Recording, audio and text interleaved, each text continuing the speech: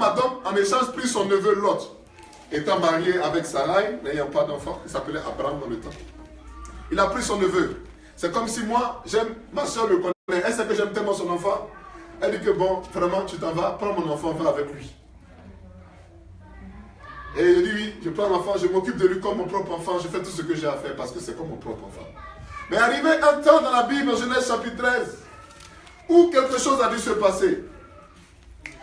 Abraham et Lot se sont séparés. Parce que ils étaient en abondance de biens. Je dis toujours que ce n'est pas la richesse qui fait que les pauvres ont des problèmes dans un foyer. Croyez-moi, ce n'est pas la pauvreté qui fait plus de divorces. Ne me dites pas amen, mais c'est pas grave, ça va aller. La richesse fait plus de divorces que la pauvreté. Et je vais vous dire pourquoi. Parce que le caractère de l'homme est magnifié par l'argent. Quel que soit ton caractère, ça reste caché. Mais quand l'argent vient là, ça commence, ça risque que tout le monde peut voir. Sinon l'argent n'a rien de mal. Hein? La Bible dit, c'est l'amour de l'argent qui est un problème. Sinon l'argent lui-même, il est neutre. Mais quand l'argent vient dans ta vie, tout ce que tu as comme caractère est enfin révélé. La pauvreté n'est pas une malédiction. Ceux qui le disent n'ont pas bien lu la Bible. Quand Jésus a voulu servir, Jésus a choisi la pauvreté pour faire son ministère. Il a fait un ministère dans la pauvreté. Mais il n'était pas nécessiteux. La misère, elle est diabolique. Amen. Il faut dire amen à ça parce que c'est important. Amen. Quand l'Africain vit dans la pauvreté, il se plaint. Il ne comprend pas que la pauvreté est un temps pour lui, pour construire, pour faire des choses plus importantes. La pauvreté, c'est comme un champ dans lequel tu vas. Et tu as des choses à faire dans le champ. Mais une fois que ces choses sont faites, vient un temps où il y a la récolte. Voilà pourquoi Jésus dit, quand il fait les béatitudes, dans le livre de Matthieu, vous allez voir les béatitudes même dans Luc, il dit ceci, heureux les pauvres. Et les gens disent, ça veut dire qu'il y a pauvre. Non. Le terme heureux, c'est le même terme qui veut dire en avant. Mettez-vous en mouvement. Car celui qui est pauvre, c'est celui-là qui. Vous comprenez? Ça veut dire que celui qui a compris c'est quoi la pauvreté. Pas la misère. Une fois encore, la misère est démoniaque. Mais la pauvreté, c'est quelque chose qui te permet de faire autre chose. Je dis souvent à mes frères, quand ils perdent leur boulot, c'est le moment pour toi de bien prier et d'asseoir ta vie. Parce que quand l'argent va revenir, quand le boulot va revenir, tu seras trop busy pour établir ce que tu dois établir. Amen. Amen. Quand tu n'as pas de travail, je connais des gens qui pleurent. Je dis toujours à mes frères, ne pleurez pas. C'est le moment précis. Vous traduisez pour lui. Il ne comprend pas. Hein? You have to translate in English for him. Right, you have to translate in English for him. The others are life. So, Richie, you can translate. The others are life. It's already life on the OFD. So it's fine. You don't have to. It's life. Quand la pauvreté est dans la vie de quelqu'un, c'est pas la pauvreté que je veux lui parler, mais c'est un prélude à ce à quoi je vais arriver. Quand la pauvreté est dans la vie de quelqu'un, c'est une opportunité pour faire des choses beaucoup plus grandes. S'il y a l'écouteur, on peut s'asseoir. Amen. L'écouteur dans le bureau. Si vous allez chercher ça, pas de problème. Mais quand la richesse vient, elle vient magnifier ce qui est déjà dans toi. Ça veut dire que si la pauvreté n'a pas réussi à te rendre comme il faut, la richesse va te détruire. Dieu peut être riche. Dieu a le droit d'être riche. Mais l'homme n'a pas le droit d'être riche si son caractère n'est pas encore aligné. Amen. Sinon, vous allez comprendre pourquoi sur la terre, il y a un problème. La terre n'a pas un problème de pauvreté. La terre a un problème de gourmandise. Amen. Amen. Quand il y a des gens sur la terre qui ne mangent pas un jour, ce n'est pas à cause de la pauvreté. Hein. C'est à cause de la gourmandise. Parce qu'il y en a qui mangent trop. Sinon, il y en a suffisamment sur la terre chaque jour. Depuis l'âge de Noé, quand Dieu a promis qu'il n'allait plus détruire, l'eau descend sur la terre, de sorte que sur la surface de la terre, il y a suffisamment de nourriture chaque jour pour chaque être humain qui est né. Amen. Maintenant, si Macron veut dire aux Africains de diminuer leur ration, c'est son problème. Demandez-lui combien de repas il ne mange pas. Je peux dire que nous, on n'a qu'à diminuer pour nous. Macron soit béni. On va continuer parce que c'est important de comprendre que la séparation qui vient de Dieu est une séparation importante. J'ai grandi dans une communauté de prière. Vous avez vu Abakik, il est venu ici.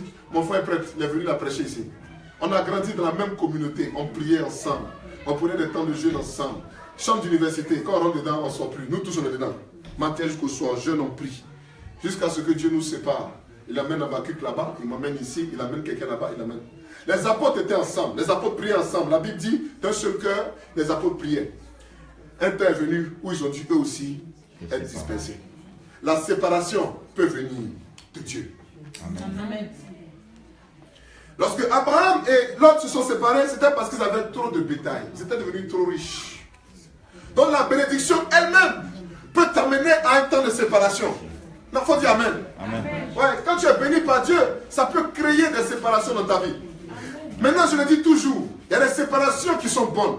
Il y a des séparations, il faut faire attention. Quand Dieu a créé Adam, qu'il a donné à Adam le moyen de rester avec Ève, d'avoir des enfants, Dieu n'a pas permis à Adam, dans sa folie, d'avoir mangé le fruit de la connaissance du bien et du mal. Même si c'est fâché pour dire à Dieu, c'est la femme que tu m'as donnée là, c'est à cause d'elle que j'ai fait une bêtise. Il n'a plus le courage de dire à sa femme, toi-même je ne veux plus de toi. Je veux prêcher aux gens qui rentrent dans le mariage, je veux prêcher aux gens qui vivent une relation et qui se permettent d'entrer dans la relation, puis au milieu du Dieu veut s'arrêter. Mon ami, on ne s'arrête plus. Non, ça peut te faire mal, mais on ne s'arrête plus. Amen. Vous savez, il faut permettre dans le couple, encore une fois, ce n'est pas la prédication elle-même, mais c'est les préludes, qu'on comprenne un peu où on va. Il faut permettre dans le couple qu'un homme soit un homme. Et il faut permettre aussi à une femme d'être une femme. Il y a des gens qui m'appellent parce que, sincèrement, frère Axel, ça ne va pas dans le foyer. Je pense qu'il y a un démon qui est rentré entre moi et mon mari. Je vois la nuit un mari de nuit, une femme de nuit. Je vois des esprits qui s'envolent avec un pied, deux pieds. Je vois des esprits. Mon ami, tout ça là, c'est possible. Mais à la réalité, il y a des choses qu'il faut comprendre dans la vie. Un homme, tu dois lui permettre d'être un homme dans le foyer. Une femme, tu dois lui permettre d'être une femme dans le foyer. Si tu ne dis pas Amen, c'est pas grave. Amen. Mais je vais dire quand même. Parce qu'il y a des moments où la femme doit être femme dans le foyer. Et l'homme doit comprendre qu'il doit la laisser. Elle n'est pas ta femme, elle est juste femme dans le foyer. Et c'est un temps que toi, tu dois respecter. Amen. Quand une femme m'appelle pour dire que mon mari est possédé, il est devenu nerveux, il crie toujours sur les enfants, il fait ça, il fait ça, il fait ça. Il faut lui poser une seule question. Ça fait combien de temps vous êtes couchés ensemble? Vraiment. Non, c'est profond. Non, il y a des gens qui ne veulent pas m'écouter, ils ne veulent pas me croire. Il faut poser à la femme une seule question. Il est devenu nerveux, il frappe les enfants, il crie beaucoup. Ça fait combien de temps vous êtes couchés ensemble? Non, depuis là il m'énerve, donc ça fait 4-5 mois. Ah, tu as tout dit. Voilà pourquoi il est devenu nerveux. Il faut permettre à un homme d'être un homme. Bon, j'ai parlé pour les femmes maintenant. Il faut permettre à une femme aussi d'être une femme. Ma femme, elle crie, elle se fâche, elle ne fait que si. Quand j'arrive à la maison, je ne veux pas rester. Ça fait combien de temps tu l'as pris pour sortir, tu l'as un peu romancé? Non, je n'ai pas l'argent actuellement. Ah, on s'est compris. Vous savez, il faut permettre à un homme d'être un homme. Il faut permettre à une femme d'être une femme. Amen. C'est pour ça, le mariage étant une alliance, est une alliance importante. C'est la seule alliance dans la Bible, ou bien une des seules alliances dans la Bible, que Dieu ne peut pas révoquer. C'est-à-dire, même si l'Église décide de révoquer un mariage fait devant Dieu, l'Église va dire, du moment que ça ne contredit pas la loi divine, on peut dire qu'on va faire séparation. Mais encore, la séparation est temporaire, car l'Église ne permet pas un divorce. Amen. J'ai fait 3 canons, donc n'ayez pas peur. Je ne vais pas aller contre vos principes de base. Et si je vais contre certains principes de base, n'ayez pas peur. On peut aller vérifier ça ensemble tout à l'heure. Bien prenez la Bible, bien prenez le Google, vérifiez Canon Law à partir de la loi 1151, je crois, où ça commence à parler de séparation. La séparation est toujours temporaire. Quand j'étais petit, ma mère disait, ce couple a fait une séparation de corps. Je me demandais toujours de quoi il s'agissait. Ayant grandi, j'ai compris. L'Église ne permet pas de divorce parce qu'une fois mariée, tu as demandé à Dieu de se mettre dans ton foyer. Maintenant, toi tu vas partir où, Dieu va partir où, la femme va partir où. Dieu n'a pas choisi un camp. Donc lui reste où il a besoin de rester à lui. Donc le divorce n'est pas possible dans l'Église. Mais il peut y avoir une séparation temporaire pour certaines raisons. Quelqu'un peut être très violent, quelqu'un peut commencer à, vous voyez, commencer à faire un peu de juju, de choses bizarres. Ça existe, c'est possible. Et pour la sanctification de cette personne, il est préférable de se séparer quelque temps. Mais, il y a des mariages qui n'ont jamais existé. Il y a des alliances qui n'ont jamais existé. Quelqu'un s'est levé, il allait voir un Nganga. un marabout, un féticheur, pour attacher quelqu'un pour marier cette personne. Et il a amené, la personne était donc sous l'effet, l'influence des forces éternellement bizarres. Le jour-là, on dit, tu veux marier, il dit oui. Mais depuis le mariage, ça ne va pas. Quelques années après, la personne se rend compte que l'alliance est brisée. J'ai vu des cas comme ça, hein, où on a brisé l'alliance de ce qui s'était passé. Et la personne revient à ses sens. Mais je ne savais pas pourquoi je l'ai marié. Et puis, si tu fais les recherches, tu vois que bon, elle a été attachée, ou bien on fait une délivrance, le démon vient dire bon. Dans ce cas, l'église dit que le mariage n'a jamais existé, puisque la personne n'a jamais volontairement dit je vais rester avec toi. C'était sous un autre effet. Donc, on déclare le mariage nul et non avenu. C'est ce qu'on appelle l'annulement. Les enfants qui sont dedans restent des enfants légitimes. Ils n'ont rien à voir dans l'affaire, hein? D'accord? Voilà. Mais, lorsque Dieu demande à Abraham et à Lot de se séparer, j'aimerais maintenant que nous retournions dans le vif du sujet. Abraham, qui est le plus âgé, a fait quelque chose que nous devons commencer à comprendre lorsque nous décidons d'entrer dans ce qu'on appelle la séparation. Il faut donner à Lot ce que Lot demande. Abraham dit, regarde les terres. Je vais vous lire ça, comme on n'a pas encore lu la Bible, comme ça vous voyez de quoi il s'agit. Aussi, Abraham dit-il à Lot, qu'il n'y ait pas de discorde entre toi et moi, verset 8, entre mes pâtres et les tiens, car nous sommes des frères. C'est son neveu qui l'appelle maintenant frère, parce que l'enfant a grandi, oui, il respecte l'enfant. Tout le pays n'est-il pas devant toi? C'est pas à toi de moi. Si tu prends à gauche, je vais aller à droite. Si tu prends à droite, moi je vais aller à gauche. Lot leva les yeux et vit toute la plaine du Jourdain, qui était partout irriguée. C'est-à-dire qu'il y avait l'eau là-bas, donc il savait que quelque chose qu'il allait faire, ces animaux peuvent manger, il peut planter, donc ça va, il peut vivre. Et souvent l'or aussi se trouvait dans les eaux, dans les seaux d'eau. C'était avant que Yahvé ne détruisisse Sodome et Gomorrhe. Comme le jardin de Yahvé, comme le pays d'Égypte, jusque vers soir, Lot choisit pour lui toute la plaine du Jourdain. Là il y avait l'eau. Et il émigra à l'Orient. Ainsi, ils se séparaient l'un de l'autre. Abraham s'établit au pays de Canaan et Lot s'établit dans le pays de la plaine. Il a dressé ses tentes jusqu'à Sodome. Les gens de Sodome étaient de grands scélérats et des pécheurs contre Yahvé. Les gens de Sodome, là, leur terre était riche. Ils sont devenus de grands scélérats et des pécheurs devant Yahvé. Je n'ai rien contre la richesse. Ne dis pas ce que je n'ai pas dit. Je n'ai rien contre la richesse. Mais j'aimerais vraiment que nous comprenions que la richesse peut être le plus grave des problèmes. Quand il s'agit de ville, quand il s'agit de nation, quand il s'agit de communauté.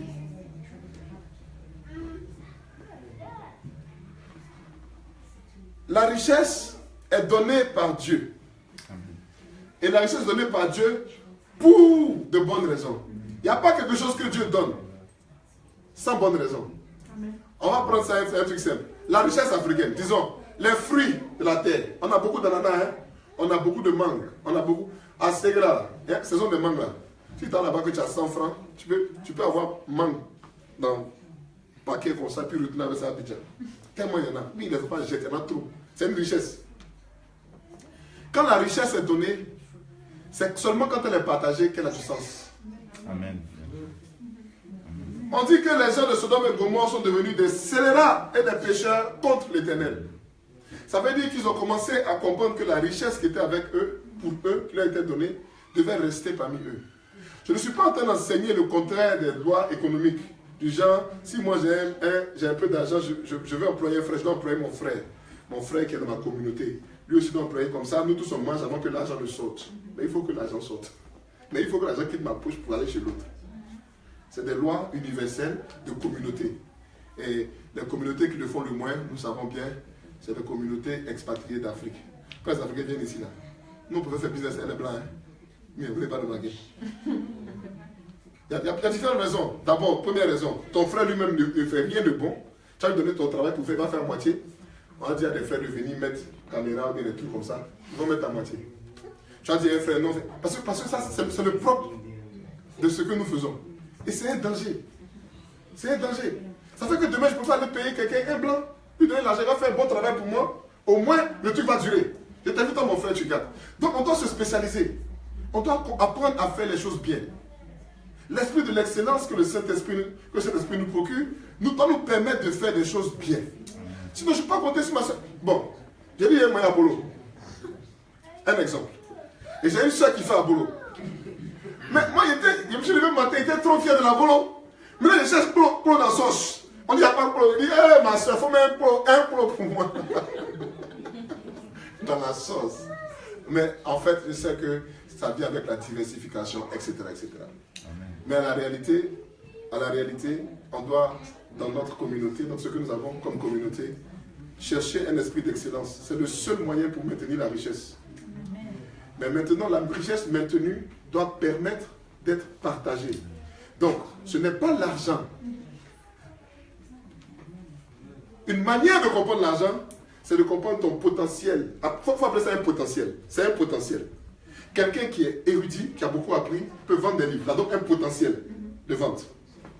Quelqu'un qui a beaucoup qui sait vraiment penser de manière par rapport à la terre, peut avoir un potentiel. C'est-à-dire, il sait comment faire des fruits pour vendre. Bon. Donc, l'argent, considère-le comme un potentiel. C'est un échange de potentiel ensemble. Et quand tu as un grand potentiel, tu dois partager ce potentiel. On a un problème en Afrique. Quand les gens disent que non, un sorcier peut s'envoler, je dis, mais ce n'est pas quelqu'un qu'il faut tuer. Il a un potentiel. Il a une connaissance qu'il doit partager. Le problème, c'est que lui-même ne veut pas partager. On lui demande pourquoi il ne peut pas dire. Il doit me dire pourquoi il ne peut pas partager ce grand potentiel. Si quelqu'un a le pouvoir de s'envoler, mais Harry Potter n'est rien. Je vous dis qu'en Afrique, on dit qu'il y a une vieille femme, souvent sur Facebook, on montre une vieille femme qui est tombée dans une maison bizarre, on dit elle est comme ça. Toujours une vieille femme. On dit non, elle s'envolait, les gens priaient qu'elle est tombée. Bon, prenez la dame, faites-la asseoir. Tandis, comment on s'envole? Il faut penser à tous les Africains. Nous, on va s'envoler. Ou bien, non, je peux pas. Quoi? C'est mauvais de s'envoler. Bon, pourquoi pas y avion alors? Ils ont pris pour eux, ils ont fait une connaissance, ils ont dit que bon, on a réussi à mettre nos connaissances ensemble, on a un avion. Maintenant, on va partager la connaissance. Avion, là, tu veux un peu? 700 pounds pour aller à Abidjan. Et puis nous aussi, maintenant, ça va brouiller dans nos comptes. Mais l'avion, là, elle peut faire. Tanti, pardon. Moi, comment on s'envole? Je veux m'envoler aussi. C'est pas bien? Peut-être qu'il y a un prix humain de 100. Ah, allons-y. Peut-être qu'il y a un prix. Peut-être que le prix qu'elle paye là, c'est des pactes. C'est des pactes. Elle a donné son enfant pour pouvoir s'envoler. Mais elle n'a qu'à nous dire. Elle dit non, pour moi là, je donne un enfant. On dit bon, c'est que c'est pas bon. On va chercher un autre moyen. C'est tout. Mais depuis, on ne sait pas comment nos parents s'envolaient. Depuis, on ne sait pas comment nos parents faisaient. On dit, hein, j'ai un oncle, on dit, il fait la guerre. Il s'en va à la guerre, on le tue devant tout le monde. Quand tu arrives au village, il est assis au village, je vous attends. On dit, ça va, il dit, ouais, ça va. On dit, mais on t'a tué là, il dit, oh, tu sais, moi, la guerre, bon. Prochaine guerre, ça va pas devant. Il meurt devant tout le monde. Il ne meurt pas, il avait ce qu'on appelle le pouvoir d'invincibilité. On l'appelait Badjeglo. C'est lui qui a arrêté Samori Touré dans la descente sur. Vous savez que Samori Touré il a tenu quand il s'est arrêté au centre là. C'est à cause de ce gars-là, ce gros-là. Un oncle. Mais demandez à l'oncle la source de son pouvoir. Parce que le potentiel est quelque chose qu'à un moment ou l'autre, il faut partager. Maintenant, si ton potentiel est trop mauvais, bon, on comprend maintenant ce qui se passe. Mais il faut au moins qu'on sache. On est fatigué de vivre dans l'obscurantisme, frères et sœurs. On ne sait jamais pourquoi c'est eux ceux qui ont le pouvoir. Au point où tu vas dans un village, il y a 3 vieux, c'est eux qui maîtrisent le village. Mais ils ne vont jamais te dire pourquoi et comment. On dit, bon, le village ne se développe pas. Ils vont dire, vous êtes développé là, vous donnez un mouton ici d'abord. Ok, on met un mouton, tout ça. Mais ils vont te permettre un côté. Bon, qu'est-ce qui se passe? Si vous avez la connaissance, donnez-la. Allez dire à tous les villageois, tous les sorciers, le pouvoir là. S'ils ont une vraie connaissance, ils n'ont qu'à donner. Maintenant, s'ils n'ont pas de vraie connaissance, que nous sommes en train de parler d'autres choses. Il se peut que nous parlons d'autres choses. Hein? Bon, dans ces cas-là, que ce soit clair et que les chrétiens fassent leur rôle pour les chasser une bonne fois pour toutes. Parce qu'on n'a pas besoin de certaines alliances dans nos régions, dans nos familles, dans nos maisons, dans nos nations. Amen. Amen. Voilà, chrétiens, faites votre travail. Je n'ai pas demandé, comme en Europe, de brûler les sorciers. Parce que les chrétiens n'ont pas fait leur travail. Ici, on brûlait les sorciers. Nous, on ne brûle pas. On vient dans ta maison, on te dénonce. Puis si tu continues, tu vas mourir. Et puis on ne te touche pas. Et puis tu meurs. Et je sais de quoi je parle. Et vous savez aussi de quoi je parle. On ne peut pas tout dire devant tout le monde. Alléluia. Amen. Ils sont devenus scélérats et pécheurs quand il y avait parce que leur région était riche. Peut-être. mais surtout parce qu'ils ont refusé certaines réalités de la vie. Dieu peut nous enrichir, il faudrait que nous commencions dès maintenant à comprendre que la richesse qui vient de Dieu est une bénédiction, donc quelque chose à partager. Amen. Si tu gardes ce que Dieu t'a donné, tu es en train de te mettre en porte-à-faux contre les lois divines. Rien de ce que Dieu ne crée ne porte pas en lui-même la source de partage.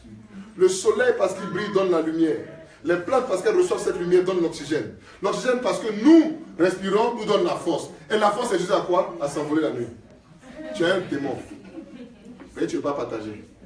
Alléluia. Amen. Alléluia. Amen. Vous devez savoir, je vais parler maintenant à mes frères nouveaux chrétiens.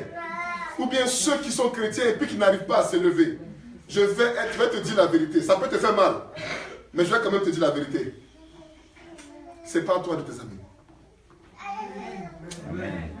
Amen. Nouveau chrétien, tu n'arrives pas à évoluer. Ancien chrétien, tu n'arrives pas à évoluer. Sépare-toi de tes amis. Après, tu peux les retrouver, pas t'aider. Mais sépare-toi d'eux. Je vais te dire une chose. Il est très facile, lorsque tu es nouveau chrétien, très facile de s'élever et d'arriver à une maturité spirituelle très rapidement. Parce que la foi étant nouvelle, l'impulsion de l'esprit étant encore en toi, tu peux te servir de cette impulsion et puis aller très haut dans les échéances spirituelles. Tu ne peux le faire que si tu as des gens qui ont une voix positive dans ta vie. Amen. Si quand tu as l'onction, c'est pour aller t'asseoir au maquis. Mais tes amis vont te faire comprendre qu'il y a plein de dailles qui ont besoin de ça dehors. Excusez-moi le terme, ceux qui n'ont pas compris. Je vais te parler un peu de nouchi. Le nouchi, c'est un langage bizarre. Ce que je veux dire, c'est que tu as des amis, tu as le bougnac, tu as l'onction, tu t'en vas, t'asseoir dans un bar, en train de boire avec des amis, tu es un nouveau chrétien, et puis tu leur expliques les merveilles de Dieu. Et puis il y a des gens qui me posent des questions. Frère Axel, pourquoi toi tu dis qu'on ne doit pas aller en boîte? Mais moi je m'en fous, tu vas aller en boîte. Les gens me posent des questions qui n'ont même, ça ne make même pas sens. C'est le frère Axel qui dit qu'on ne doit pas aller en boîte. Mon ami, va en boîte. Va en boîte. Aujourd'hui, le frère Axel dit va en boîte. Le frère Axel dit qu'il ne faut pas aller en boîte. Ce n'est pas des chrétiens éclairés. Bon, moi je vais vous dire une chose. On dit que Jésus était le pécheur. Donc toi tu vas aller en boîte. On est trop fort. Celui qui est en bonne santé n'a pas besoin de médecin. C'est vrai? Celui qui est malade n'aille pas à l'hôpital. C'est vrai, mais c'est faux. Vous avez vu combien d'hôpitaux aller aux malades? Donc tu veux te jouer le grand hôpital qui s'en va aux malades. Donc toi tu vas en boîte parce que quoi? Il y a des malades là-bas qui t'ont prêché. Pas nous distraire, tu ne peux pas les prêcher. Pas les prêcher. Tu ne peux même pas les prêcher. Anyways, on va avancer. On va avancer parce que c'est important de comprendre que lorsque tu es un nouveau chrétien, les amis et tes fréquentations vont limiter ou augmenter la présence de Dieu dans ta vie. Si quand tu as l'onction ou quand Dieu commence à te toucher, tu as des amis qui ne te permettent pas d'évoluer, mon ami, il faut quitter. J'ai perdu mes amis. J'ai perdu mes amis. Il y a des amis que j'ai perdus parce que moi-même, je me suis éloigné d'eux. Et des amis qui eux-mêmes ne voulaient plus me fréquenter. Amen. Le frère, c'est quand tu vas le voir, il te parle de Dieu seulement. Mais tu veux que je parle de quoi d'autre? Non, on n'a qu'à parler un peu de quoi? Dieu est soit au centre de ta vie, soit il n'y est pas du tout. Amen. Et si le centre de ta vie, c'est le centre de tes rêves, c'est tout. Parce que de l'abondance du cœur par la bouche. Amen. Là se trouve ton. Là se trouve ton trésor, là se trouve ton cœur. Voilà. Donc c'est ça que tu vas parler. Quand quelqu'un est nouveau chrétien, ou qui est chrétien il y a longtemps, et puis tu vois que tu n'évolues pas spirituellement, fais comme Abraham et Lot. Appelle tes amis. Il faut leur demander quels habits ils veulent. Ce qu'ils veulent dans ta maison. Là. Oui, je te dis la vérité. Je ne mens pas. Tu viens dans ta maison, tu dis mon ami, vraiment notre amitié doit s'arrêter aujourd'hui. Mais je t'aime tellement. Ce que tu veux dans la maison, prends. Habit, prends. Je vous dis une chose.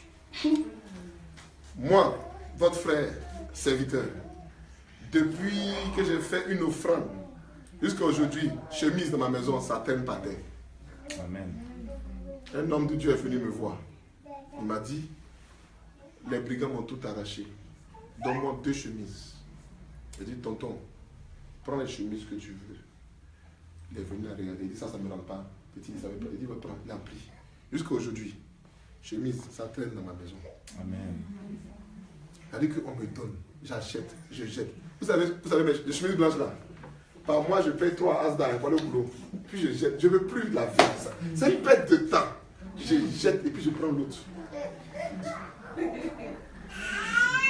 Quand il dit qu'il y a le gaspillage, je dois poser ça musulman. Le gaspillage ici, on gaspille. On gaspille. Moi aussi je gaspille, je suis dedans. Mon cher, moi je vais donner pour aller à Abidjan. Ma maman dit, quand tu mets ton habit à Abidjan, les gens prennent ça pour te marabouter. Non, maman prend bien mis à côté, donc ce n'est pas la même. Alléluia. Amen. Non, mais ce n'est pas ça le vrai problème. Le vrai problème, c'est que chemise est devenue. Je préfère donner des choses nouvelles que des choses anciennes aux gens. Si c'est pour vendre, d'accord, mais si c'est pour donner, demandez à mes frères, je préfère payer quelque chose de nouveau, je donne. Et quand je paye quelque chose de nouveau, je donne à quelqu'un, il ne faut pas venir mettre ta main dedans. Je viens, je dis, je fais offrande à ma soeur Michel, elle c'est les sacs, j'ai payé 3 sacs, je lui donne. Et puis je dis, bon, donne 2 sacs, mais donne 2 chaussures. On dit, non, chaussures, ça me plaît, je prends un dedans, ah, ça me fâche. Et puis tes 3 sacs, c'est pour toi, donne les chaussures des autres. Voilà, moi, je suis des choses claires. Quand tu dois te séparer, appelle tes amis là. Juste sincère, ça peut faire mal, mais croyez-moi, c'est des offrandes spirituelles qui sont tellement efficaces et évidentes. Tu dis à ton ami, vraiment, je suis devenu chrétien. Ah, j'ai trop de chaussures. Prends les chaussures. Si tu n'arrives pas à faire ça, c'est que ton cœur est encore accroché à ces choses-là.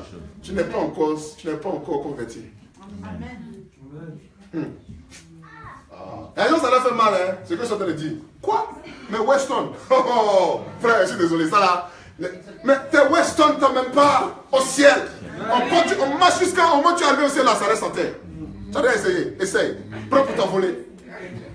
Vous avez vu son secret, ça va, il a pris les chaussures.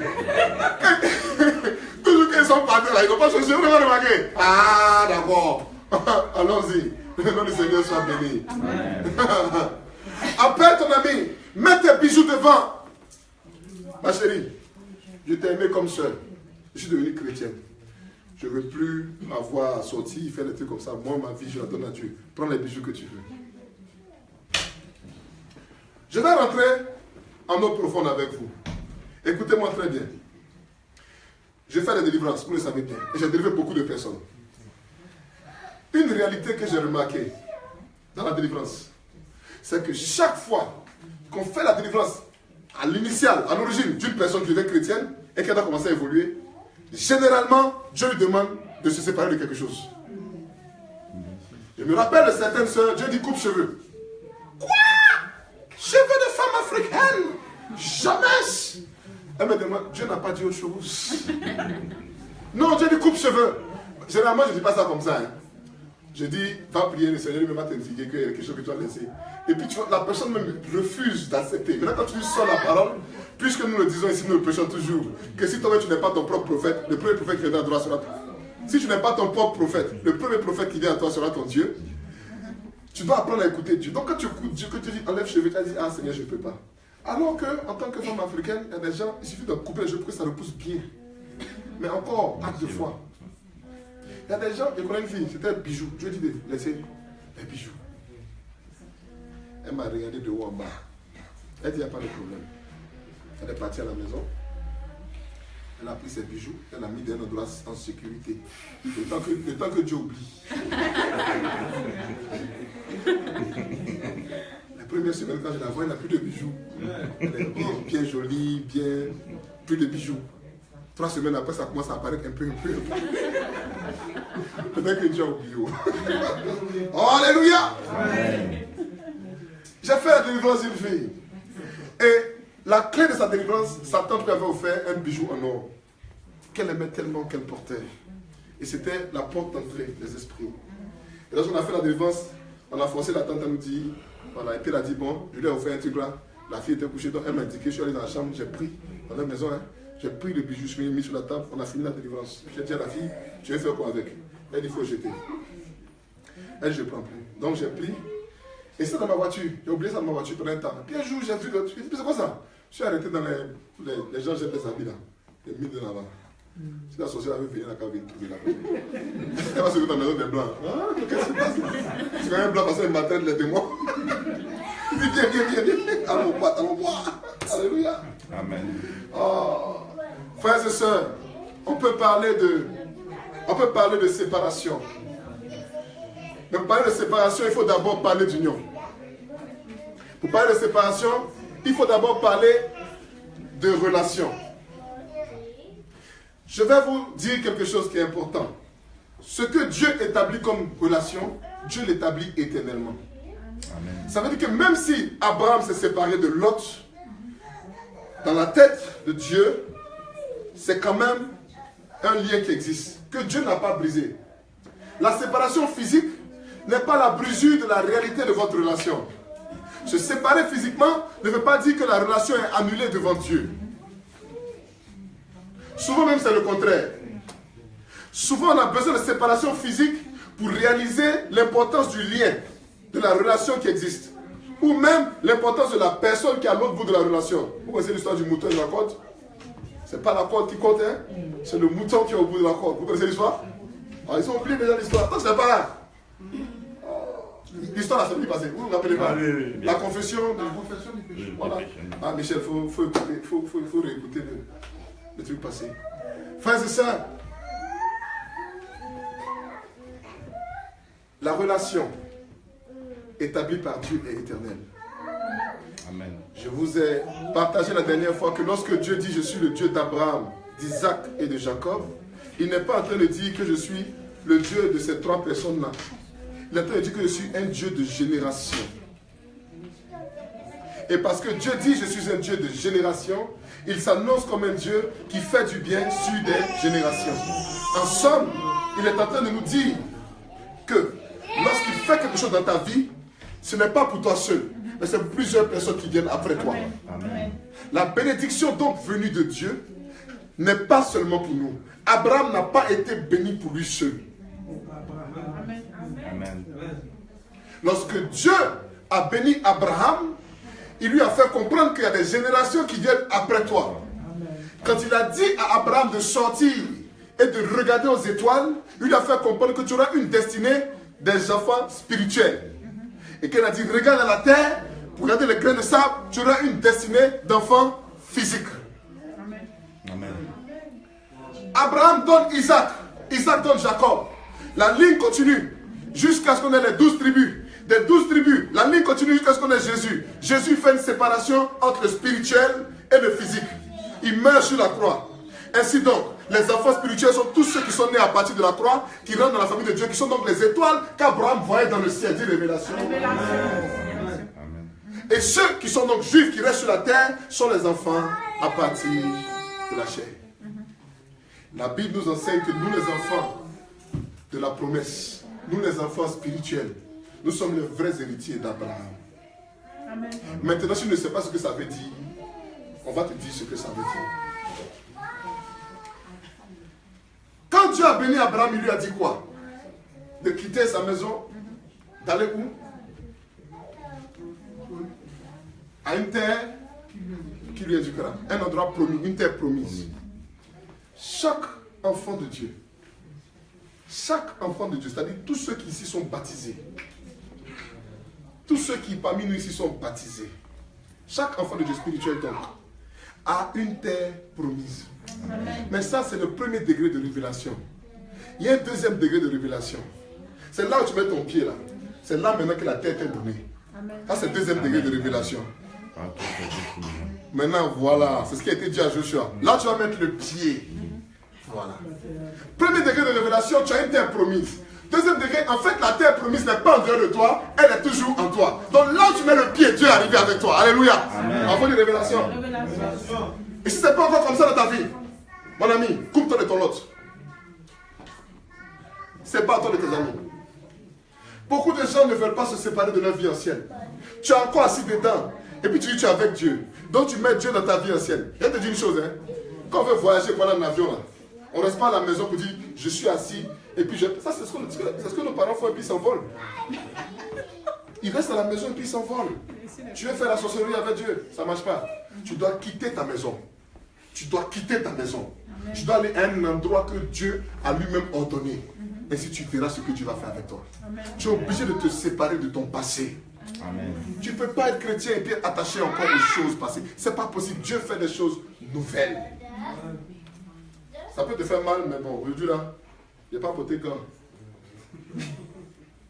Ceux qui comprennent les revues, quand je parle comme ça, ils savent de quoi je parle.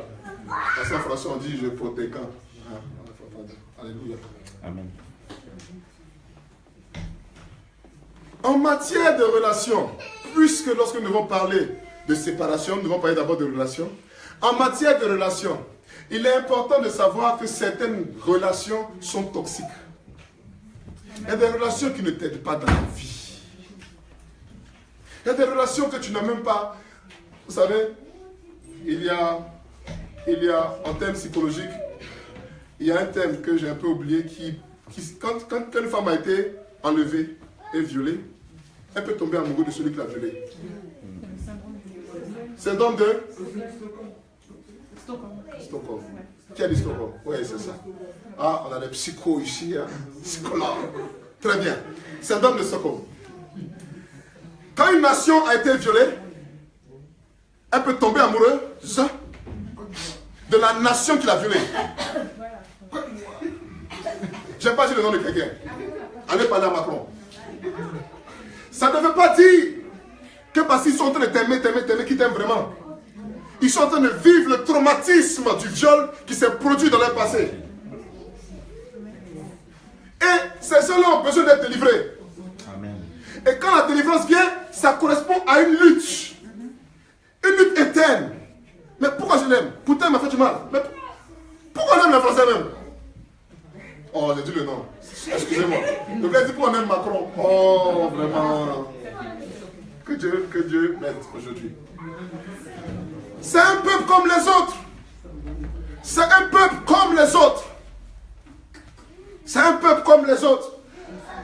Je me souviens que lorsque j'étais petit, lorsqu'il y a des matchs de football, quand la France joue, tous les Ivoiriens supportent la France. Quand on dit France-Espagne, que l'Espagne a gagné, on est en deuil. On dit on est des blancs. Quand on dit France-Allemagne, on prie même que les Allemands là, que Rummenigge, que ce pays se casse. On voulait que la France gagne. Aujourd'hui, la lutte a commencé. Elle est intérieure. Ils ont compris qu'on n'est pas obligé d'être. Il y en a même qui supportent le championnat même des Anglais. Ils font quoi le championnat de France même? Donc la lutte est engagée. La lutte pour la libération du syndrome de Stockholm est engagée. Il y a des relations qui sont toxiques. Et si tu ne te sépares pas, la relation finit par t'empoisonner. Le problème de ce genre de poisonnement, c'est que tu meurs à petit feu, pensant que tu es vu par celui qui te regarde, alors que lui-même, il ne te regarde pas. Il ne t'a jamais aimé. Il ne fait pas ton bonheur. C'est pour ça qu'il t'a violé. Amen. La lutte a commencé. Quand une relation est toxique, cela se voit parce que une relation, il y a 3 éléments. Hein. Donneur, donateur, donneur, receveur et relation. Donneur, receveur, ce qui se passe entre les deux. Dieu est amour. Le Père donne au Fils. Le Père donne, le Fils reçoit. Ce qui se trouve entre les deux, c'est le Saint-Esprit. Donc Dieu est Trinité, on comprend. Dans la relation toxique, il y a un qui reçoit. C'est un receveur. Qui le jour où il ne reçoit pas, tu es foutu avec lui. J'ai dit, tu sais que tu as une relation toxique où le jour où tu ne donnes pas, la personne est fâchée. On a vu Christ lorsqu'il devait mourir sur la croix, dans le jardin à Gethsemane. Ah, papa, c'est chaud sur moi. Papa, c'est chaud sur moi. Ça là, je ne veux pas. Ça là, je ne veux pas. Mais il finit par dire quoi? À la fin. Mais que ta volonté soit faite. Mais tu sais que la relation est toxique. Lorsque le jour où tu es en train de donner, la personne dit lui tu dis bon, il n'y en a plus. Ah, le problème va commencer. C'est pour ça que je conseille aux jeunes chrétiens mariés. Tu es jeune, tu es chrétien, tu es marié. Tout ça c'est très beau. Tu aimes ta femme, je comprends. Tous les soirs tu veux de ta femme, je comprends. Mais il ne faut pas associer ta femme à tous tes désirs. Là, le jour n'est pas là, tu vas faire comme ça. Tu dois, dès le commencement de ta relation, la respecter comme une personne entière, à part entière. Sinon après, ça devient terrible, je vous dis la vérité. Supposons que depuis le début c'est ça, et puis elle va en voyage. Il y a la voisine qui te fait les yeux tout le temps. Premier jour, tu dis non, ma femme, j'aime ma femme. Deuxième jour, j'aime ma femme. Troisième jour, vers la fin du mois, la voisine vient faire un chef game. Tu connais le chef game? Lui, tu connais le chef game? Toi, tu es un chef. Tu connais un chef game. Le Tcheboudjen, ça c'est le vrai nom sénégalais. Elle dit non, comme chez elle là, la cuisine est un peu petite, elle fait ça chez toi. Comme ta femme n'est pas là, c'est pas un problème. Tu prends un peu de distance, tu t'assois au salon pendant qu'elle est dans la cuisine. Pendant qu'elle prépare, son pain est tombé. Elle vous laisse s'abaisser pour le ramasser. S'abaissant, le ramassant, tes yeux se sont trompés. Tu ne penses plus au Tcheboudjen. Tu ne penses plus à ta femme. Je vais m'arrêter là.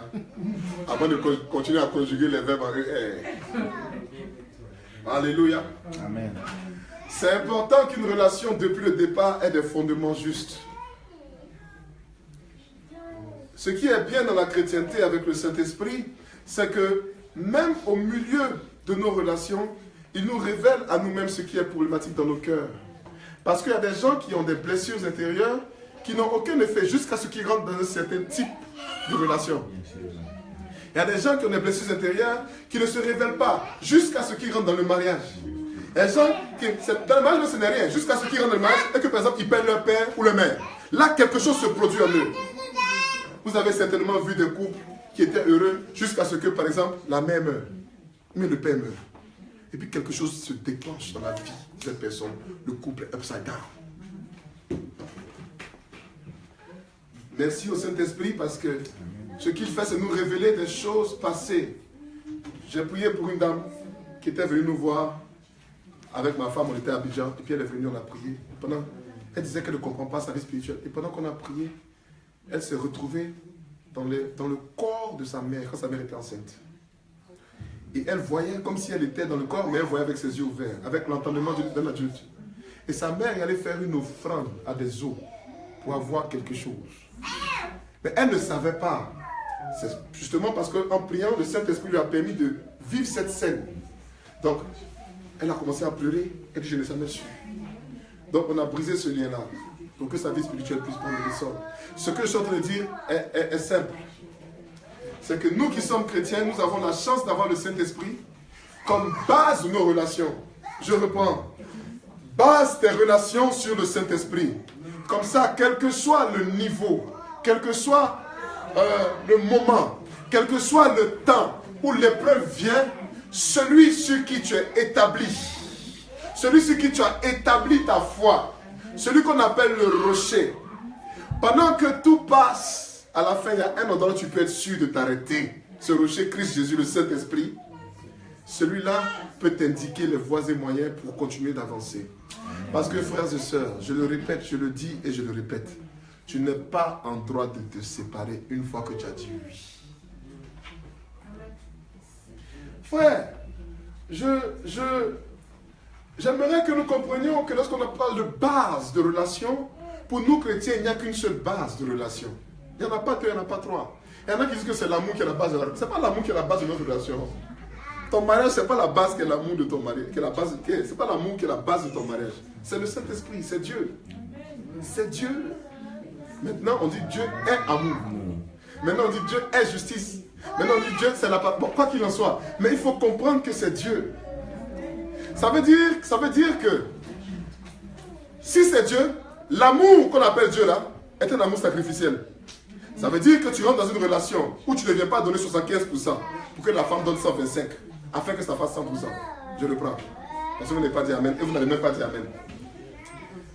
Quand tu amènes 100% de l'amour, que la femme amène 100% de l'amour, ça fait combien d'amour? Non, ça fait 100%. Ça fait 100%. Quand tu amènes 100%, qu'elle amène 100%, ça fait 100%. Mais il y a des gens qui rentrent dans le mariage avec 75%. Donc le mari essaie de combler, ou bien la femme essaie de combler, donc elle amène 125%. Et les deux, ça fait 200%. Une fois que ce n'est pas 100% plus 100%, la relation des deux là, ça fait plus 100%. Je reprends. Ouais, mes mathématiques sont un peu compliquées aujourd'hui. J'ai dit, quand quelqu'un vient dans une relation avec ce qu'il est réellement, il vient avec 100%. Maintenant, venir réellement, ça ne veut pas dire qu'il n'est pas brisé, ça ne veut pas dire qu'il n'est pas un vaisseau brisé. Hein? Nous sommes tous des vaisseaux brisés. Mais il vient avec tout ce qu'il est au moins. Il n'est pas mensonger. Et toi, si tu viens avec 100%, l'amour que vous mettez ensemble là, c'est un amour 100%. D'accord? Mais quand quelqu'un vient dans une relation avec 50%, l'autre aussi dit, bon, comme il met 50% sur la table, moi aussi je vais mettre 50%. Quand vous mettez 50% plus 50% que vous additionnez, ça ne fait pas 100%. Ça fait 50%. Je reprends. Oh, vous ne comprenez pas mathématiques de quoi? Bon. Quelqu'un vient dans la relation avec 75%. L'autre vient donc avec 125%. Si tu additionnes 75 plus 125, ça fait 200%. Ça ne fait pas 100%. Bon. Je vais simplifier l'équation. Il faut venir 100% dans la relation. C'est tout. Mais le vrai moyen, et le seul moyen de venir avec 100%, c'est de savoir qui tu es avec Dieu. Quand on parle de se séparer de l'autre, ça veut dire qu'il faut apprendre en tant que personne humaine à se séparer de certaines réalités dans nos vies. Tu ne rentres pas dans un mariage avec un fardeau personnel. Tu vas te faire du mal. Le Saint-Esprit va nous faire du bien. Je sais qu'il va révéler. Vous savez, il y a des exemples dans la vie qu'on ne donne pas. Hein. Je connais beaucoup de femmes qui sont tellement accrochées à leurs parents que dans la relation, le mari est frustré parce qu'il dit, elle ne m'écoute pas, elle n'écoute que ses parents. Vous connaissez ça? Bien sûr. Parfois, c'est l'inverse. Il y a des hommes que tu maries, le monsieur n'écoute que sa mère. Et puis il le dit, hein, il s'en fout. Il dit, mais c'est ma mère. Je préfère écouter ma mère à toi. Pour lui répondre, mais il fallait épouser ta maman alors. Merci. Merci là-bas. Il fallait épouser ta maman. Parce que ce que ta maman a vécu avec ton papa là, ils ont vécu ça à deux là-bas. Tu es le fruit de ça. On t'a vu pour nous aussi, pour donner des fruits de ça. Une équation qui commence avec x plus x égale à y. Toi, tu as le z qui est le produit de ça. Et puis toi, le z, tu veux remonter avec y pour donner... C'est contre nature. C'est contre nature. Tu as décidé de te marier, c'est avec cette personne que tu fais tout. Conseil général, conseil d'amitié. Quand tu es marié là, la première personne qui passe, c'est ton mari. Il y a des gens, et ça encore c'est une brisure que nous avons, qui une fois dans le mariage, préfèrent aimer leurs enfants. Elle dit ou bien leurs amis. Ça veut dire que dans le mariage, c'est son ami. Non, j'ai dit, toi tu es dans la révélation. Je ne peux même plus parler. Je ne peux plus parler. Il y a des gens qui au début de la relation portent de l'amour pour leur époux, pour leur épouse. Mais une fois que les enfants naissent, on fait un shift et on met de l'amour sur l'enfant. Après, on va s'étonner que la relation n'avance plus. Frères et sœurs, je dis qu'il faut permettre à un homme d'être un homme et à une femme d'être une femme.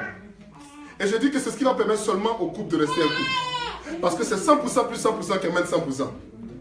Lorsque tu viens et que tu fais des renversements dans les relations, c'est-à-dire tu renverses l'ordre divin, tu t'exposes toi-même à des problèmes. Les commandements donnés par Dieu ne sont pas des commandements pour lui. Contrairement à ce que beaucoup de gens pensent, Dieu ne nous a pas fait des commandements pour lui. Parce que ça lui fait plaisir, parce que c'est bon pour lui. En vérité, Dieu s'en fout. Il a suffisamment d'amour en Christ Jésus, son Fils, qu'il reçoit en retour pour s'occuper de quelqu'un. Mais parce que Dieu nous enseigne, il était riche. Je reprends, vous commencez maintenant, vous voyez pourquoi j'ai commencé au début avec la richesse. Parce que je sais qu'il était assez riche, il devait partager.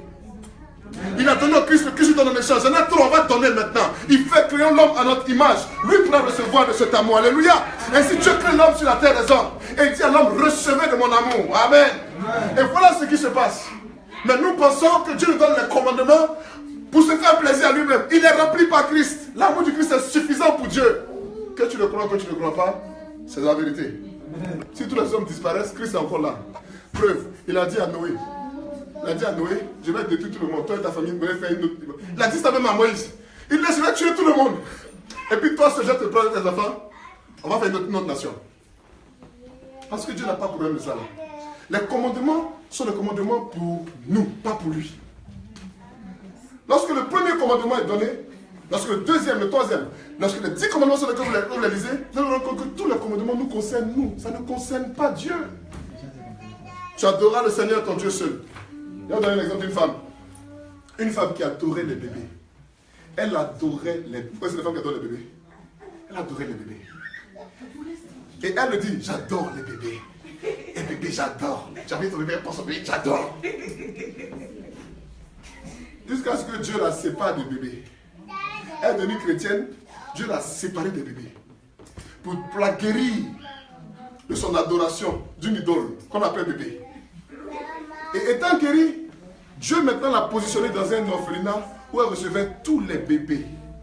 Et c'est elle maintenant qui s'occupait des enfants dans l'orphelinat. Les gens venaient prendre les enfants qu'elle donnait avec bon cœur.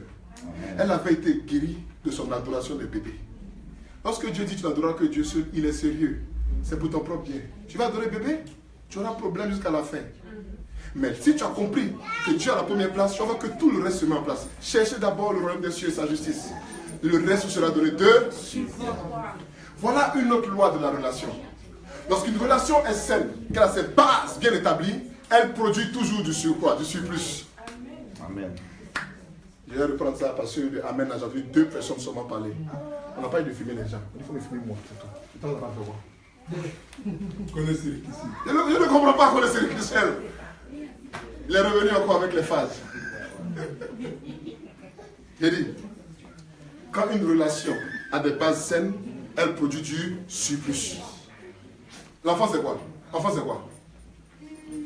L'enfant c'est quoi? C'est le surplus. C'est le surplus de la relation.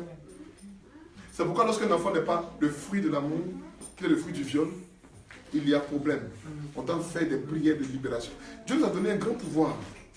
L'Église a un grand pouvoir.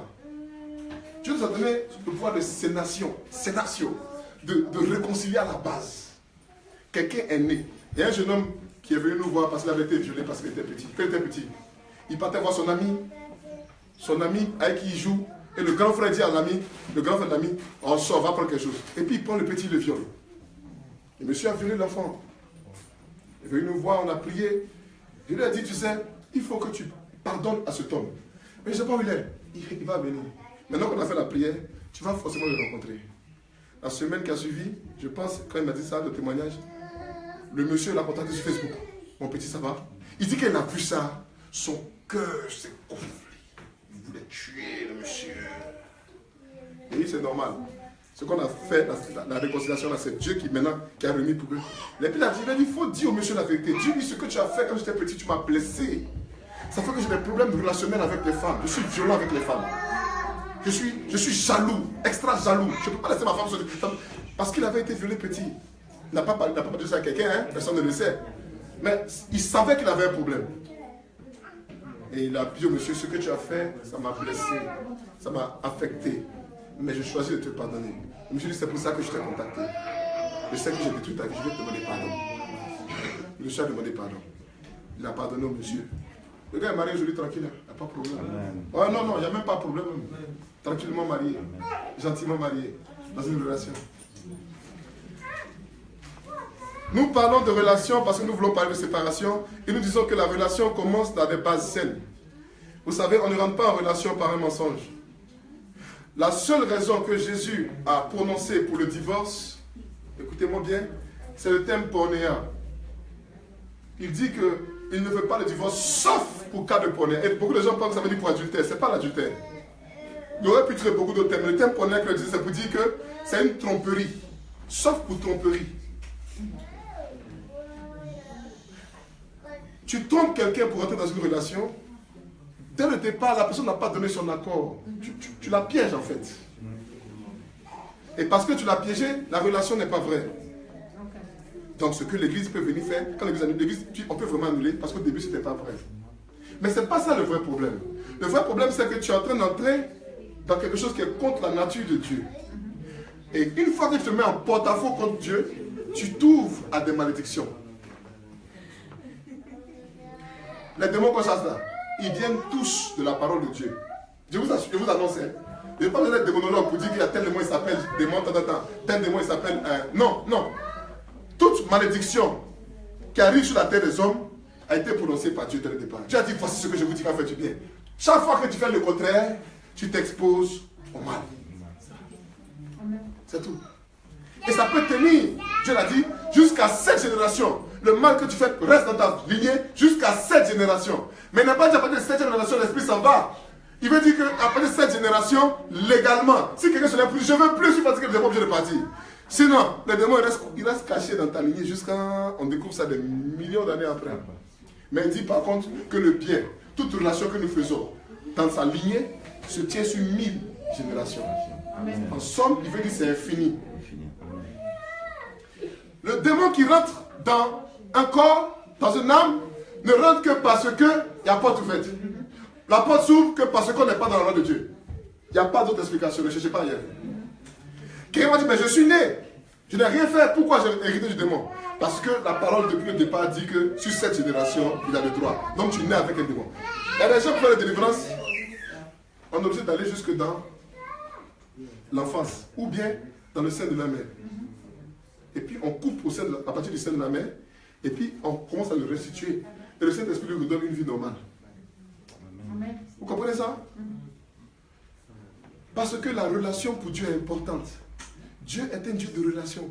Les générations, c'est des relations. Dieu ne fait pas relation avec une personne, il fait avec génération. Parce que pour lui, c'est ce qui est important.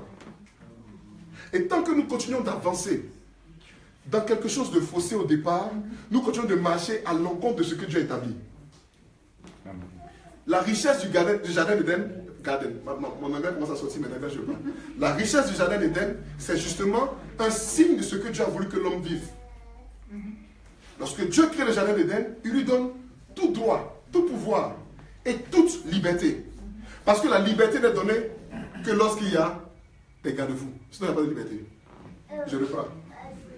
Dieu donne à l'homme tout droit, tout pouvoir et toute liberté. Le terme toute liberté signifie que Dieu a dit à l'homme, il y a des choses que tu fais, il y a des choses que tu ne fais pas. C'est ça la liberté. La liberté, c'est de savoir que il y a des choses que tu fais, il y a des choses que tu ne fais pas. Par exemple, on est libre de manger ce qu'on veut. Assieds-toi, mange. Frédéric, nous avons rencontré une soeur de ses amis qui aimait, qui a pris Fanta, qui a mangé, et puis le gars est tombé d'un diabète chromatique, la faille mourir. Mais comment tu peux manger jusqu'à manger sucre comme ça? Tu es libre de manger, oui, mais tu ne sais pas que le sucre là c'est dangereux. C'est la chose d'expliquer ça à quelqu'un. Il prend Fanta là, il boit, et puis il même nourriture, et puis il se couche maintenant comme ça. Puis moi j'ai mangé. Tu t'es tué. Tu t'es tué. La liberté a cela qu'elle a des limites. C'est ce qui fait qu'elle est liberté. La vraie liberté a toujours ses propres limites, qu'elle s'impose. Dans le jardin d'Éden, Dieu a mis l'arbre. Parce que c'était l'arbre qui faisait la liberté. Parce que la liberté, en somme, c'est le choix. Quand tu peux choisir, tu es libre. Quand tu ne peux pas choisir, tu n'es pas libre. Ou bien, vous connaissez ça, non? Un prisonnier n'a jamais eu le choix. Quand tu es prisonnier, on enlève ta liberté. On enlève ton choix. C'est tout. Quand on te redonne tes choix, tu es libre. Ah, les enfants sont déchaînés aujourd'hui. Hein. Mais c'est bien, c'est très bien. Ça veut dire que ici, Dieu a fait les fruits de la relation. Amen. Les fruits de la relation. Amen. Ah, on bénisse les enfants. Je vais bientôt finir. Je pense que. Il est quelle heure? 19h10. 19h10, c'est bon. Je vais commencer à 18h, donc il faut que j'arrête maintenant. Puis on va prier, puis on va voir Dieu nous faire du bien. Pour nous remettre dans le film, nous avons commencé à parler de la richesse. Nous avons commencé à parler de la pauvreté. Nous sommes entrés dans ce qu'on appelle les relations. Nous sommes descendus vers Abraham. On a pédalé un peu, on a tourné vers Lot. On a fait la circonférence de Sodome et Gomorrhe. On est revenu dans la réalité des bases de la relation. On s'est un peu élevé pour dire que quand les bases sont en Christ, la relation elle-même dès le début doit être vraie. Et nous avons fait comprendre que chaque fois que nous faisons quelque chose d'opposé à la réalité de Dieu, nous nous exposons au mal, au démon. Je n'aime pas utiliser le terme démon parce que comme le Christ, j'ai compris que le mal est une réalité beaucoup plus grande qu'un esprit. C'est difficile d'expliquer. Hein? Le mal n'est pas seulement un esprit. Il y a des mots dans le corps. Bon, on va faire cet enseignement là plus tard. Mais le mal, hein, appelons-le Satan, que Satan. Et puis, nous nous rendons compte que donc Satan se donne des droits sur cette génération, mais ça ne veut pas dire qu'il part immédiatement. Il peut rester parce qu'il reste caché, jusqu'à ce que quelqu'un soit dans la lignée, soit en dehors, de plus fort, le chasse. Mais quand il s'agit du bien, le bien reste dans une lignée sur 1000 générations. La capacité que nous avons de pouvoir nous reproduire, la capacité que nous avons de pouvoir vivre sur la terre des hommes, c'est parce que depuis le commencement, Dieu a prononcé une bénédiction qui agit jusqu'à aujourd'hui sur nous. D'accord? Et tous ont ce droit-là. Tous ont ce droit-là. Sauf ceux qui sont eux-mêmes enlevés de ce droit. Parce qu'il y a des gens qui s'enlèvent des droits de Dieu. Voilà. Et donc, par exemple, un exemple, quand tu rentres dans un culte comme la franc-maçonnerie, mais dans un culte comme la Rose-Croix, il y a des droits que tu t'enlèves. Il y a des droits que tu te... sous lesquels tu te retires. Tout simplement, voilà. On ne va pas rentrer dans ça aujourd'hui, je veux vraiment finir mon enseignement. Le Christ nous a fait comprendre que c'est cette vérité-là qui nous rend libres, certes. Mais le Christ nous a enseigné au-delà de la vérité. Le Christ nous a enseigné que c'est le Saint-Esprit qui viendra nous faire connaître cela. Il faut que tu dises amen à ça parce que quelque chose doit se passer. La vérité, telle que nous devons la connaître, ne peut être révélée que par le Saint-Esprit. Il y a des choses dans ta vie que tu ne sauras jamais. Il y a des problèmes dans ta vie, tu ne sauras jamais leur source, jamais. Si tu n'as une relation avec le Saint-Esprit pour te dire, voici le problème. Le monsieur m'a pris un 24 décembre. C'est notre lien, ça. À Noël, j'aimerais se coucher à la maison à cause de ça. Et il m'a fait faire le tour du monde dans sa main. Et il m'a montré des choses de la terre. Et j'avais peur parce que mon esprit était... Tu as l'impression que tu vas tomber. Donc on va vite. Donc je l'ai saigné, je vais tomber. J'avais peur. Il m'a dit, mais reste tranquille. Et il m'a fait quand même faire le tour du monde. Tu as besoin d'avoir une relation avec le Saint-Esprit. Je le dis, je le répète et je le signe. Si tu n'es pas ton premier prophète, celui qui viendra à toi sera ton Dieu, c'est le prophète. On s'étonne que les gens aient donné des milliards à des hommes de Dieu en disant que c'est... Mais c'est normal qui te sauve, tu n'as pas de relation avec le Saint-Esprit. Maintenant, le Saint-Esprit peut t'emmener vers quelqu'un parce qu'il y a une option particulière qui correspond à ton problème. Ça, c'est une réalité. Ça ne fait pas de lui un Dieu. C'est l'Esprit qui t'a conduit, tu sais que c'est lui qui t'a conduit. Amen. Amen. Soyons donc assis et sereins dans ce que Dieu fait de nous. Des êtres de relation. Des êtres qui ont compris qu'à cause d'une relation, nous payons le prix de certaines séparations. Des êtres qui ont compris que certaines séparations se font avec un prix très cher. Il faut apprendre, je te dis, appelle tes amis, arrive dans ta maison, dis, prends ce que tu veux. Toi à qui je parle, écoute-moi très bien. Dis à tes amis, viens dans la maison. Prends ce que tu veux, je vais faire camarade avec toi. C'est comme ça que tu vas sonner ta libération. Parce que tu es encore attaché. Et le Saint-Esprit veut te montrer la vraie liberté. La vraie liberté. Parce que lui, il est l'esprit de vérité. Alléluia. Amen. Je finis, je donne ma conclusion.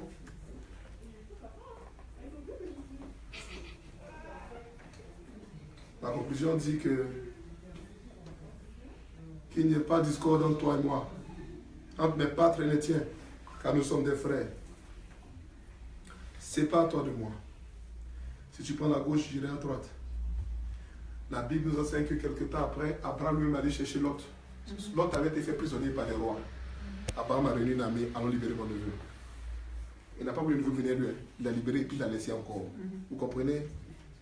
Parce que la liberté est la chose la plus importante que Dieu nous donne. C'est pourquoi le mal, lorsqu'il veut se toucher au cœur de Dieu, il touche à notre liberté. Quand tu es possédé là, parce que le démon vient prendre ta liberté, vient prendre quelque chose qui t'appartient. C'est comme ça qu'il fait mal à Dieu. Et la liberté, c'est la chose la plus expensive que Dieu nous a donnée. Depuis le jardin d'Éden. Au prix de perdre la relation, il nous a donné la liberté. Au prix de perdre la relation, il a mis l'arbre. Au prix de perdre la relation. Parce que pour lui, la liberté était plus importante que la relation. C'est pourquoi je te dis en vérité, dans ta relation, donne la liberté à l'autre. Amen. On peut s'arrêter ici. On peut s'arrêter. On va prier.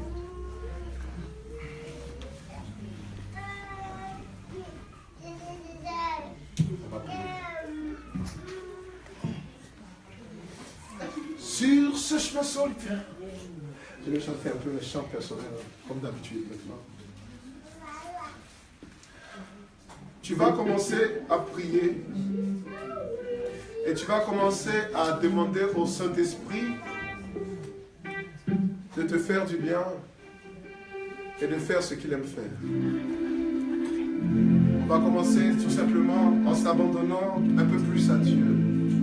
Il était présent depuis le commencement de notre rencontre. Là où 2 ou 3 sont rassemblés, il est là. Il siège en louange de son peuple. Dieu, c'est la parole. Les enfants parmi nous, c'est Dieu.